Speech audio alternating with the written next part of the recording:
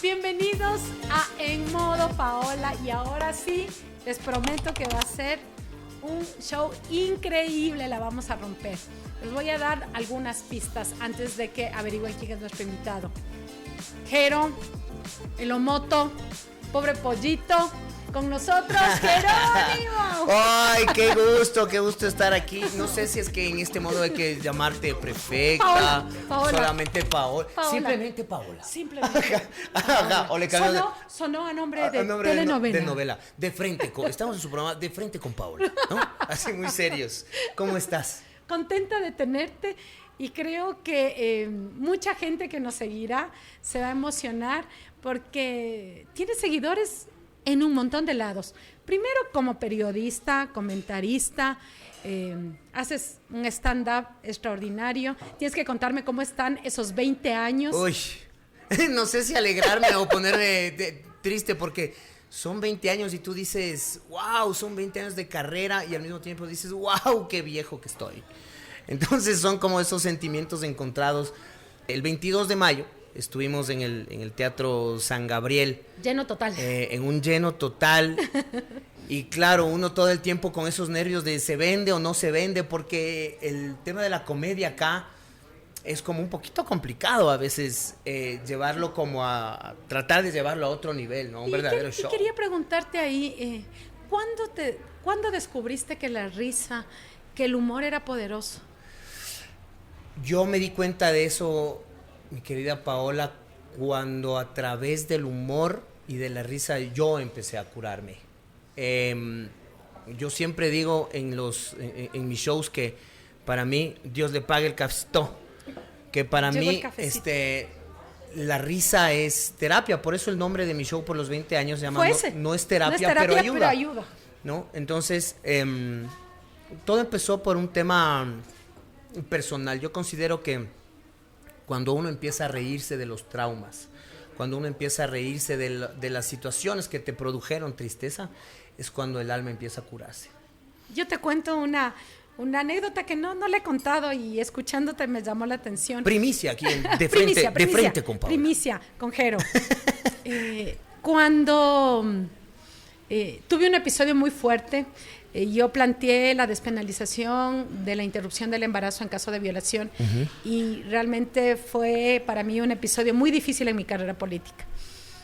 Y un gran maestro, el Corcho Cordero, me hizo un cuadernito con varias de las caricaturas espantosas, caricaturas feísimas, toda deforme, desfigurada, y me dijo: cuando veas esto y aprendas a reírte de ti mismo, estarás en otro momento. Total. Y creo lo que tú dices, que realmente aprender a sobrellevar con humor, con risa, todos los episodios, los buenos, pero también los malos momentos, te hace una persona más dura. Claro. De hecho, el propio Woody Allen, tiene él habla de una especie de fórmula matemática. Y él dice, tragedia más tiempo igual comedia. Entonces, siempre, por eso dicen que para ser comediante tienes que haber vivido una tragedia. Porque después haces como una introspección y haces todo un autoanálisis y empiezas a reírte de esa tragedia. Y ahí es cuando todo cambia. Y esto no quiere decir que vas a menospreciar o a sobajar tu dolor o a minimizar tu dolor o tu tragedia, nada que ver. Simplemente lo que haces es cambiar la narrativa, ¿no? Ya no lo cuentas desde el dolor, sino lo cuentas desde la alegría. Y en estos tiempos duros, que son tiempos difíciles, hay que reconocer que son tiempos convulsos, aquí y en distintas partes, el humor tiene más cabida. Por supuesto. Porque también es un arma de denuncia. De hecho, yo creo que el humor debe ser irreverente, ¿no? El humor parte de eso. Acuérdate, incluso desde tiempos inmemorables con estos famosos arlequines y toda esta gente, claro, que iba a burlarse de la misma realeza en la cara de la realeza. Era un poco y era aceptado. O sea, si cualquier otra persona lo hacía, podía correr. ¡Córtenle la cabeza! Claro. Pero si lo hacía el bufón era distinto. Entonces, siempre... El arte tiene ese poder. El humor. Exacto. El arte tiene ese poder. Y de hecho, si es que el arte no es disruptivo, si es que el arte no llega, quizás en un momento, incluso a herir susceptibilidades, ya deja de ser arte y se convierte en simple entretenimiento, que no está mal. Tampoco está mal el entretenimiento, pero Hay una diferencia. Pero para que sea arte tiene que ser disruptivo. Oye, y en esa lógica, ¿por qué el Omoto con una voz tan fuerte en la consulta popular? Uy. Bueno, también, y vamos a hablar temas calientes. Sí, no, está perfecto. La verdad es que yo siempre he tenido una influencia política, desde mis padres. O sea, mi papá músico, como lo sabían llamar, hippie, izquierdoso, mamá igual. Entonces, yo, si hay algo que aprendí de ellos, es a que no puedo callar mi voz frente a la injusticia. O sea, eso es algo que... La injusticia es limón en el ojo. Totalmente, para mí es tremendo. Sale en la herida. Y te voy a contar que fue para mí... fue fácil. No fue fácil, ¿sabes por qué? No fue fácil. Porque con la carrera que yo he llevado y con las cosas que yo he hecho, y tuve la posibilidad de estar en MasterChef Celebrity y de tales, y hablar con mucha gente del medio. Y cuando yo de vez en cuando me mandaba una cuestión un poquito política y un poquito anti el poder, entonces ahí empezaba, no le metas política, no te metas en eso. Es ¿Para qué contaminamos? Sí, las marcas. Las marcas. Es que las marcas, y tú sabes, ahora las marcas te están buscando y de tales. Pero llegó un punto en que yo dije, no puedo callarme. Era como tener un nudo en la garganta y decir, si me callo, con todo lo que está pasando, si me quedo callado voy a ser cómplice. Y jamás podría ser cómplice de lo que estaba sucediendo. ¿Quién te puso moto? ¿Quién te puso Omoto? Verás, Omoto me puso el Luis Valdión. Luis Valdión. El Lucho Valdión. El Lucho Valdión, que es... pero además Pepa para todos los sobrenombres. Claro, es cinturón negro para un apodo. Y además está loco. O sea, es un mal que le falta un tornillo. Saludos a Luchito desde aquí. Le falta un tornillo. Y claro, él un día me pone, llego a la radio y empieza, este Omoto gran... empieza, el man. ¿Y desde ahí? Y desde ahí, porque incluso yo ese momento fue gracioso, porque yo ese momento estaba lanzando porque todo el mundo al principio era el Josema o el Pollito. Pero yo quería lanzar ya una marca como el Jerónimo, pues, o sea, la bestia que está detrás de las bestias.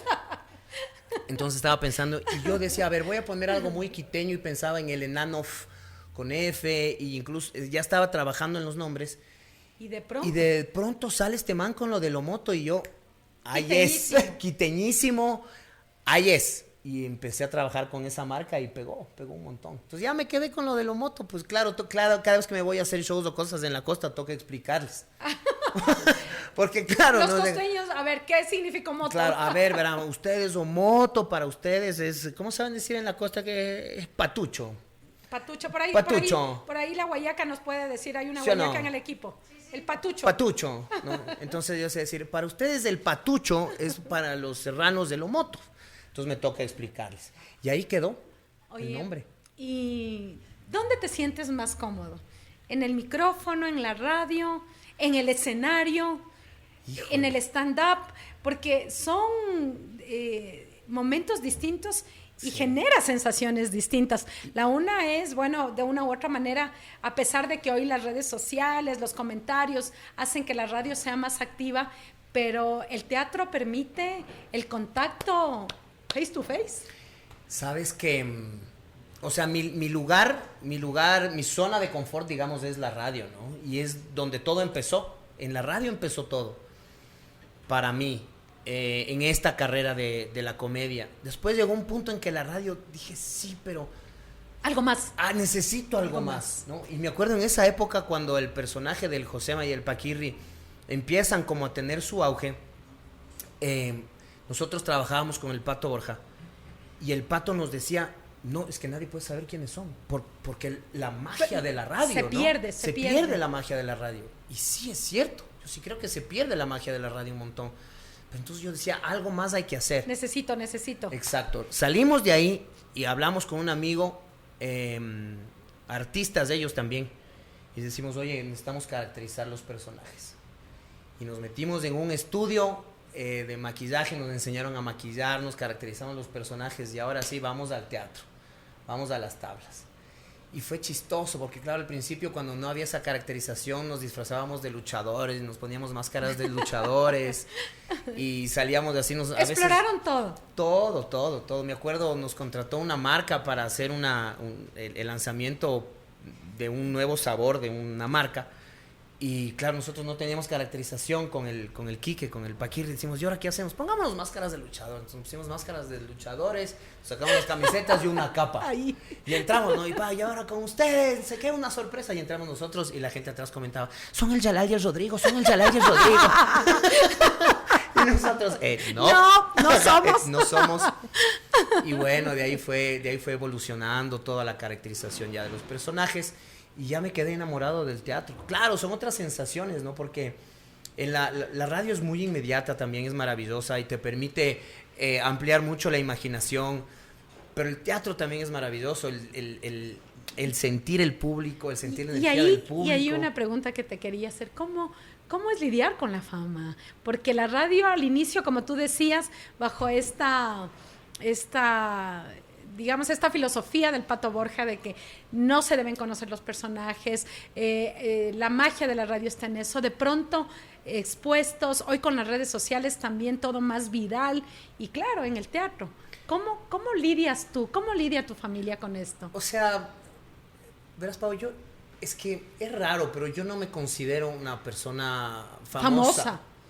O sea, al menos no vivo como parece que viven los famosos. O sea, yo soy una persona normal que cuando tengo que andar en bus, subirme al metro, andar en mi scooter, voy a comprar en el mercado. ¿Vas a la tienda? Voy a la tienda en chanclas, en pijama. O sea, no tengo... Mi esposa me sabe decir, es que yo medio tengo que arreglarme porque si nos topamos con alguien en la calle... Y ella decía, a veces medio se arregla y yo en pijama y en pantuflas. Yo le entiendo. Y yo en pijama y en pantuflas. Y digo, o sea, yo no vivo una vida de ¿Cómo es tu familia? ¿Qué piensa tu familia de esta opción de vida? Sabes que... Tu esposa es una compañera permanente. Permanente, todo el tiempo. Te veo siempre con ella. Siempre. Mi esposa y yo somos compañeros, brothers, panas. O sea, de hecho ¿Cuántos años ya están juntos? 10 años de casados. 10 años de casados. Y novios fuimos 6, 7 meses. ¿Cómo te le declaraste? Ay, ¿cómo pedí? O sea, la declaración, ya no hubo tanta declaración porque ya empezamos a vacilar y ya como que todo quedó explícito. Era más fácil. Ajá, o sea, ¿para qué decir si lo que ya es evidente? Ya. Pero lo que sí te puedo contar es cómo le pedí la mano. A veces me arrepiento porque digo, qué idiota que fui capaz. Yo no me atrevía a pedirle la mano. Yo era un tipo que no creía mucho en el matrimonio. Entonces cuando me animé dije, bueno, voy a hacer algo distinto. Y le compré un huevo Kinder. ¿Ya? Entonces compré el huevo Kinder, abrí el huevo Kinder y saqué el juguete y quité el juguete y puse el anillo. Y cerré y le volví a pegar tal cual. Entonces, después de una noche de pasión... Que quede claro, anotes en los registros de pasión. Ajá. para que no diga no. Claro, para que no diga no. O sea, después de no. haber tenido un buen performance... ¿No? Tiene autoestima, chicos, está claro. Entonces, le fui a dejar en su casa y ya cuando se bajaba le entregué el obsequio, te compré esto. Ay, ya, gracias. Sí, ajá, gracias. Y yo me fui y no dije nada. No puedo creer. Y cuando ya estaba regresando a la casa en el carro manejando, digo... ¿Y si le bota? ¿Y si coge y bota el juguete y solo se come el chocolate? ¿Y si le bota? Claro, entonces ese rato tuve que... Oye, por si acaso verás el juguetito. ¿No? Entonces, y de eso 10 años. Claro, y de eso ya 10 años. Compañera. Compañera de vida, compañera de locuras... Ha sido mi soporte, mi sostén. Ella ha tenido que aguantar un montón de cosas de mi vida. Yo tuve un problema con... Ya ni siquiera sé si llamarlo problema, porque tuve un tema de adicciones, que a propósito tengo una filosofía también al respecto, y es que para mí no es una enfermedad incurable.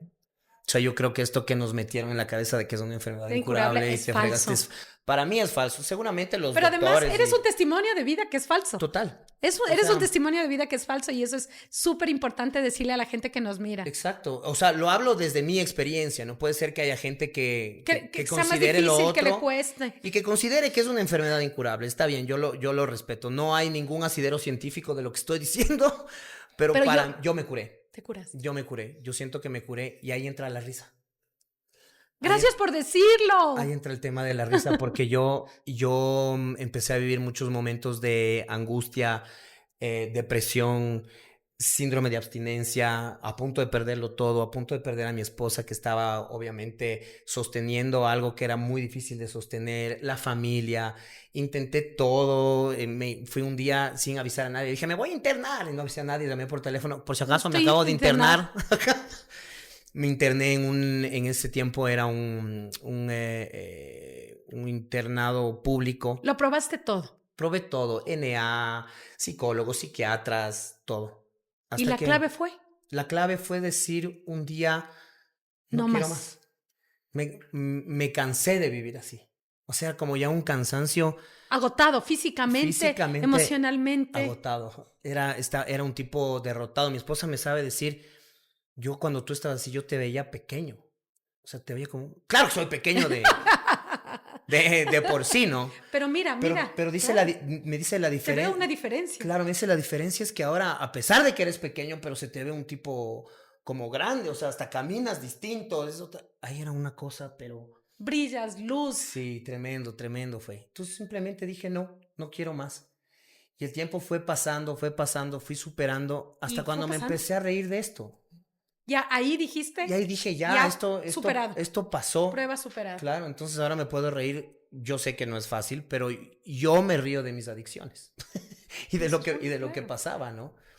Entonces, claro, yo ahora me río y me burlo y a mi esposa le hago bromas. No tengo ningún problema con la gente que consume a mi alrededor, no me provoca nada. O sea, es como...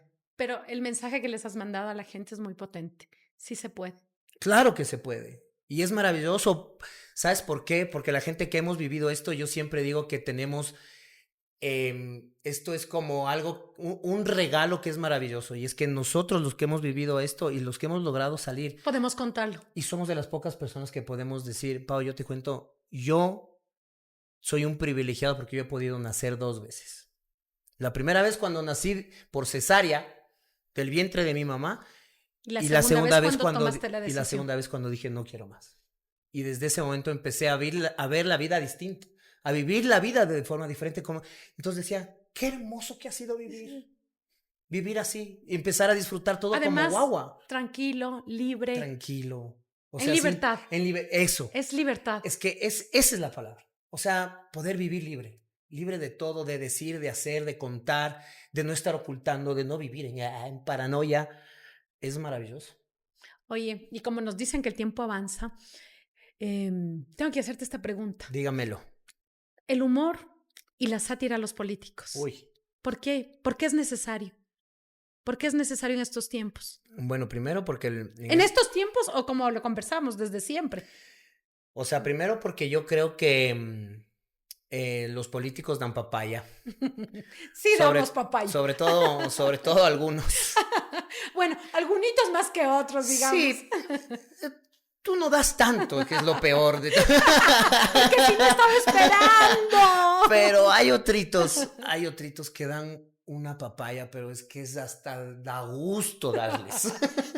Pero está bien. Y porque yo creo que, como tú decías antes, yo creo que el humor con mensaje es mucho más potente, ¿no? El humor político, acuérdate acá cuando estaba don Evaristo, que también hacía, y sus estampas de mi ciudad. Quiteñísimo, moto, igualito de lo moto. Te cuento que el creador de don Evaristo es mi bisabuelo. No puede ser. Sí. Oye, qué coincidencia. Alfonso García. Alfonso García es el creador de don Evaristo Corral y Chancleta. Claro, es el escritor de las estampas de mi ciudad, que después lo hace una interpretación majestuosa Ernesto Albán. Pero él escribe las estampas de mi ciudad y yo tengo muy vagos recuerdos de él, vagos. porque no lo conocí mucho, pero y ya me acuerdo de él viejo. Y tenía esta chispa y hablaba de los políticos y contaba chistes de políticos. En esa época se contaba mucho el cacho. Claro. Ahora ya no hay mucho el cacho, ¿no? Pero yo sí creo que el mensaje político con humor es mucho más potente y queda muchísimo más guardado, ¿no? Es irreverente. Exacto. Absolutamente es irreverente a que te estén diciendo, o sea, a que lo veas a un tipo dándote las noticias y contándote la información. Es como que la gente quiere cambiar. Es como que dice, estoy harto de la política y te cambia. Pero si además, le dices con humor, es como que, qué chistoso si esto es, ¿no? Oye, pero además, Jero, en un momento en donde tú prendes la televisión y malas noticias, malas noticias, malas noticias, entonces también el humor se abre un espacio en medio de tanto drama y del dolor cotidiano, ¿no? Exacto, y hay ciertos espacios, o sea, hay ciertos espacios que son maravillosos. ¿Y sabes qué es lo que un poco me preocupa? Que a veces tenga que venir gente de afuera a decirnos cosas con humor que son maravillosas. Hay dos cosas que sucedieron recién con tres actores, porque en realidad son tres. Lo uno que se acaba de hacer viral, lo de Adal, ¿no? Que habló del tema del toque de queda. El toque de queda. Que no sé si lo dijo tanto con humor, fue más bien una crítica un tanto seria, pero dentro de un contexto humorístico.